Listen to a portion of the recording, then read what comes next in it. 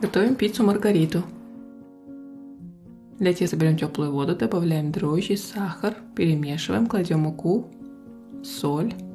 Дальше выливаем оливковое масло и замешиваем тесто. Смазываем форму оливковым маслом и держим тесто в тепле 1 час. Для соуса берем протертые помидоры, добавляем базилик, чеснок и черный перец. Все от Vegeta Natur. Дальше соль, орегано и хорошо перемешиваем. Соус готов. Тесто поднялось. Из этого количества теста получится 2 пиццы. Тонко раскатываем рукой, выкладываем на противень, смазываем соусом.